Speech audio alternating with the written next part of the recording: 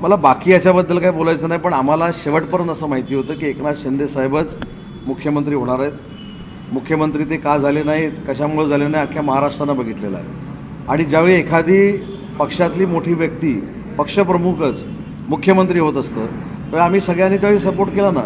परंतु आम्हाला असं सांगण्यात आलेलं होतं की काही दिवसानंतर पुन्हा एकदा आपण ज्या चुका घडलेल्या आहेत त्या दुरुस्त करू, आपण नॅचरल अलायन्सकडे जाऊ, आपण भाजपबरोबर अलायन्स करू. हे सगळं आम्हाला सांगितल्यामुळं शिंदेसाहेबांच्या नेतृत्वाखाली आम्ही तिथंच थांबलेलो होतो. परंतु ज्यावेळी आम्हाला कळलं की हे होतच नाही, त्यावेळी करोनामध्ये हा उठाव करणं योग्य नव्हता, कारण माणूस माणसाचा राहिलेला नव्हता. त्याच्यामुळं करोना झाल्यानंतर आम्ही सगळ्यांनी एकनाथ शिंदेसाहेबांना विनंती केली की साहेब आपण नॅशनल अलायन्सकडे गेलं पाहिजे, भाजपाबरोबर गेलं पाहिजे, आमचं नेतृत्व आपण सगळ्यांनी करावं, तुम्ही करावं. आणि म्हणूनच एकनाथ शिंदेसाहेबांनी हा उठाव केला आणि काँग्रेसच्या मांडीवर ठेवलेला धनुष्यबाण वंदनीय बाळासाहेबांचा हा सन्मानपूर्वक पुन्हा आणण्याचं काम जर कोणी केलं असेल तर ते एकनाथ शिंदेसाहेब.